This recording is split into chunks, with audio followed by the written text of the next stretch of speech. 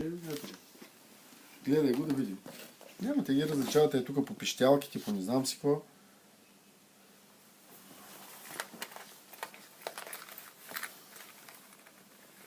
Не знам това отгоре дали е такова или са някакви паразити, аз малко ни...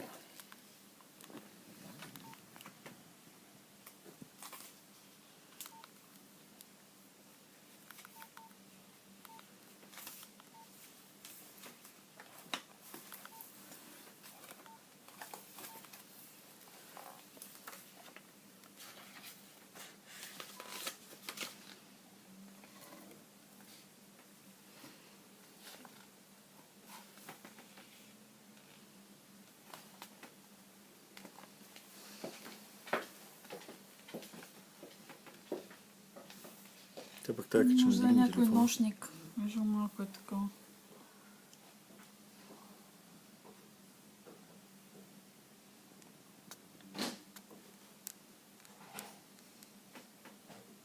Тя пък тая кача ми дигне телефоната, никой не да ги погледна.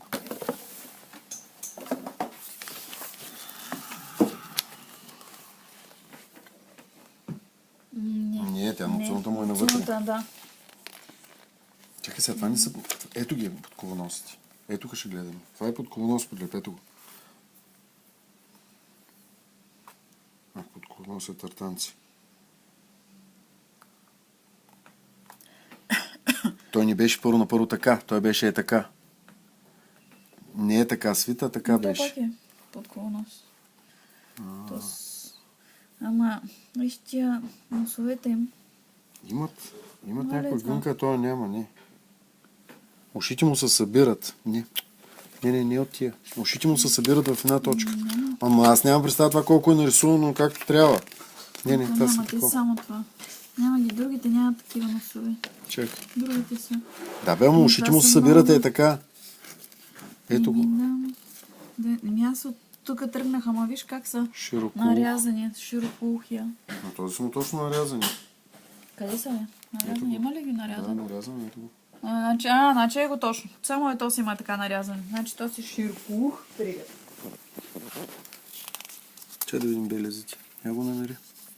Страница 112. 270. Къде е нарязан? Я ми покажи. 271. Не, 271 ще е алфабета. На 112. Това са черепите.